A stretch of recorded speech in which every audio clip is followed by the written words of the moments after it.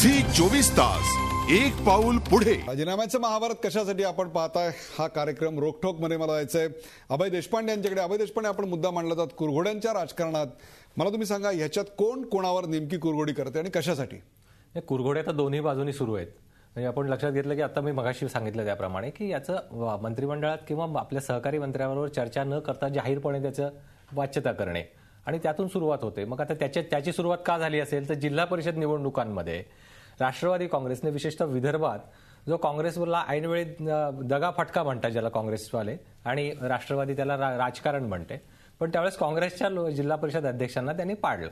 त्याच्यानंतर एक कटुता जी वाढत गेली, त्याच्यातून पुढे आणखी कुरघोड्या या वाढत गेल्या. आता राष्ट्रवादीच्या दृष्टीने म्हणजे आता असं दिसतंय की राष्ट्रवादीचा समन्वय नाहीये. म्हणजे पूर्वी राज्य सरकारात समन्वय नाही म्हणून शरद पवार आणि प्रफुल्ल पटेल यांनी दिल्लीत राजीनामा दिला, आणि आता दिल्लीत FDI आणि डिझेल दरवाढीच्या वेळेस आम्हाला विश्वासात घेतलं नाही म्हणून इथलं उपमुख्यमंत्री राजीनामा देतो. म्हणजे काय आहे? म्हणजे याच्यात एक स्पष्ट दिसतं की राष्ट्रवादीचं आत्ताचं टार्गेट जे आहे ते चालवण्याची कुवत, इच्छाशक्ती, क्षमता नाहीये, किंवा मग होणार नसेल तर त्यांना किमान आवर घाला, याच्यासाठी राष्ट्रवादीने हे सगळं मला वाटतं. एकनाथराव, मला सांगा, तुम्ही यामागे नेमकं काय कुरघोड्यांचं राजकारण आहे? काय वाटतं आपल्याला की एक प्रकारे अजितदादा कोणावर स्कोर करू इच्छित आहेत? अलीकडच्या कालखंडामध्ये जे कुरघोडीचं राजकारण मोठ्या प्रमाणावर राज्यामध्ये राष्ट्रवादी आणि काँग्रेसचं वाढलं, आणि तो काळ आहे इथे पृथ्वीराज चव्हाण हे मुख्यमंत्री आल्यानंतर.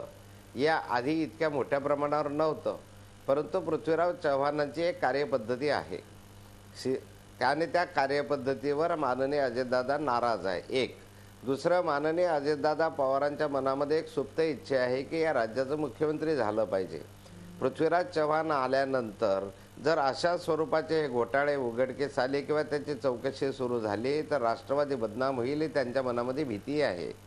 प्रामुख्यानं अलीकडच्या कालखंडामध्ये जे काही आक्षेप आणि आरोप आले ते राष्ट्रवादीच्याच मंत्र्यांवर अधिक मोठ्या प्रमाणावर आले, आणि अजितदादा पवारांनी जे पाटबंधारे खातं घेतलं किंवा वीज महामंडळ त्यातनं सुटलेलं नाही आहे, ते काही फार मागे आहे अशातला प्रकार नाही. आणि हे सगळे प्रकारांमध्ये ज्या चौकशा सुरू झालेल्या आहेत आणि या चौकशा ज्या आहेत त्या प्रामुख्यानं राष्ट्रवादी काँग्रेसच्या आहेत, असं सुरू राहिलं तर आपलं स्वप्न भंग होईल. आणि म्हणून या संदर्भामध्ये हे मुख्यमंत्री नको हीच मनामध्ये एक प्रकारची सुप्त इच्छा आहे. राष्ट्रवादीची ते प्रमुख इच्छा आहे की मुख्यमंत्री हटाव. हे जरी उघडपणे त्यांनी केलं नाही तरी प्रत्यक्ष अप्रत्यक्षपणे हे आम्हाला या वर्ष दीड वर्षामध्ये जाणवत आलेलं आहे. आणि त्या कारणासाठी एकमेकांचं एक कुरघोडीचं राजकारण हे खालच्या स्तरापर्यंत गेलेलं आहे, वरच राहिलं असं नाही आहे, तर खालच्या स्तरापर्यंत. आपण जाऊया खडसे साहेब, काँग्रेसची प्रतिक्रिया ऐकूया याच्यावर. काँग्रेसची काय प्रतिक्रिया आहे? कुरघोड्यांचं राजकारण हा एक प्रश्न, आणि दुसरा प्रश्न, पुढं काय? असं आहे की आघाड्याच्या राजकारणामध्ये सामील असलेले वेगवेगळे पक्ष आघाडीचा कारभार चालवत असताना आणि एकत्र येऊन सरकार चालवत असताना आपापल्या पक्षाचा विस्तार करण्याचाही प्रयत्न करत असतात. त्यातून काही प्रश्न निर्माण होतात जे BJP शिवसेनेमध्ये सुद्धा निर्माण झाले होते. सत्तेत होते तेव्हाही आणि आज सत्तेपासून शेकडो योजना दूर आहेत तरीही. त्यामुळं हा एक आघाड्यांच्या राजकारणाचा अविभाज्य भाग आहे. कारण आपण आघाड्या हा आपद्धर्म मानतो. म्हणजे आम्हाला स्वतःच्या जीवावर करता येत नाही म्हणून दुसऱ्यांची मदत. ज्या क्षणी आम्हाला स्वतःच्या जीवावर करता येईल त्यावेळेला आम्ही दुसऱ्यांकडे मदत मागायला जाणार नाही. हा आपल्याकडच्या आघाड्यांचा राजकारणाचा आशय झालेला आहे. त्यातून या गोष्टी निर्माण होतात ज्याला आपण कुरघोड्या म्हणतो. आमच्या दृष्टीने सरळ असं आहे की आघाड्यांचं राजकारण येते काही दिवस राहणारच आहे. असं जर असेल तर या आघाडीनं एकत्र येऊन लोकांना लोकहितकारक, पारदर्शी आणि परिणामकारक सरकार दिलं पाहिजे. याबद्दल आघाडीच्या सर्व घटक पक्षांमध्ये एकमत असलं पाहिजे, आणि ते एकमत करण्याच्या दृष्टीने सर्व घटक पक्षांनी एकत्रित प्रयत्न केले पाहिजे. म्हणजे पुढं काय होणार? आता पुढं काय होणार नाही. मुख्यतः पुढं हे जे सरकार आहे महाराष्ट्राचं ते 2014च्या सार्वत्रिक निवडणुकांपर्यंत कायम राहील. त्यानंतरच्या राजकीय चित्रावर काय होणार हे अवलंबून राहील. म्हणजे काँग्रेस मुख्यमंत्री बदलाच्या मागणीला धूप घालणार नाही. प्रश्नच नाही. त्याचं कारण असं, मी मगाशी सांगितलं त्याप्रमाणे आघाड्यांच्या राजकारणामध्ये सामील असलेल्या घटक पक्षांचे नेते कोण असावेत आणि कोण कुठं असावं याबद्दलचा निर्णय तो पक्ष घेत असतो. हे सर्व घटक पक्षांना माहीत असतं. त्यांच्या घटक पक्षांच्या संबंधी इतर लोकांनी काही सुचवलं तर ते त्यांना चालणार नाही. तसंच काँग्रेसच्या नेतृत्वाबद्दल इतरांच्या सल्ल्याची काही आवश्यकता नाही. आपण जाऊया राष्ट्रवादी काँग्रेसकडे.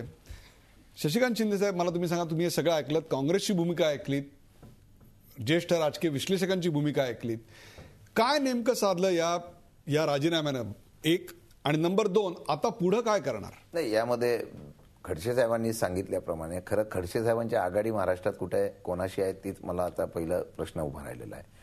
कारण मागे आपण जर बघितलं की निवडणुका जवळ आल्या की शरद पवार, अजित पवार, राष्ट्रवादी काँग्रेस पक्ष यांना लक्ष करण्याचं, कारण त्यांना जर असलेलं, मग आपण बोलतो जिथं झाडाला फळं असतं तिथं दगड मारला जातो, त्याप्रमाणे ज्यांना जर असलेल्या या पक्षाला टार्गेट करण्याचा प्रयत्न भाजपने फक्त अगदी प्लॅनिंगने केलेला आहे.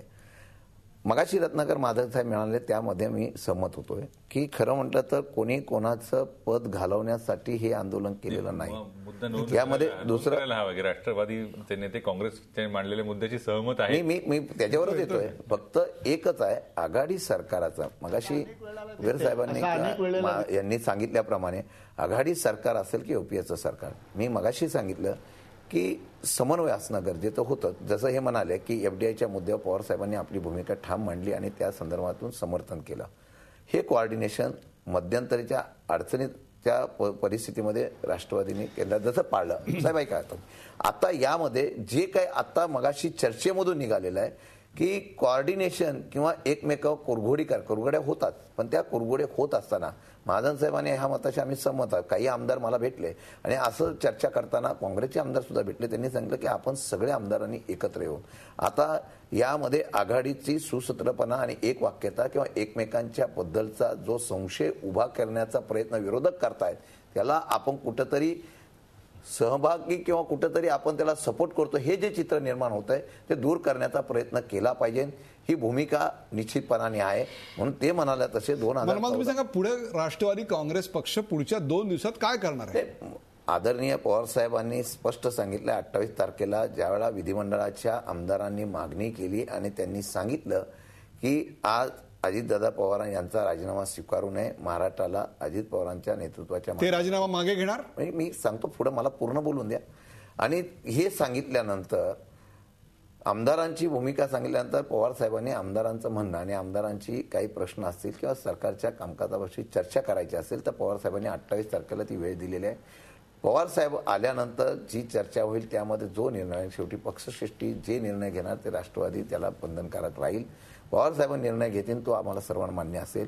या राजीनाम्याच्या सत्रातून एवढंच आहे सांगण्याचं की एकदा या सर्व चौकशीच्या माध्यमातून लवकर निर्णय घ्यावा, जो काय निर्णय घ्यायचा तो, आणि एकदा या चौकशीच्या असलेल्या आरोपाचं खंडन किंवा त्याच्यामध्ये काय जे आरोप होतात त्याची सिद्धता व्हावी, हा एक मुद्दा राष्ट्रवादीचा आहे.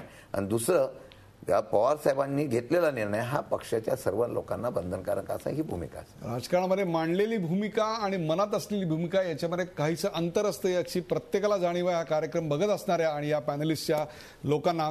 या कार्यक्रमाच्या पुढच्या सेगमेंटमध्ये मला गिरीश कुबेर यांच्यापासून सुरुवात करून अतिशय महत्त्वाचा प्रश्न विचारायचा आहे. ते म्हणजे या सगळ्याच्यामध्ये सामान्य माणसाला नेमकं काय मिळालं, हाच प्रश्न घेऊन मी त्यांच्याकडे जाणार आहे. कुठेही जाऊ नका, पाहत राहा झी 24 तास. राजीनाम्याचं महाभारत कशासाठी? झी 24 तास, एक पाऊल पुढे.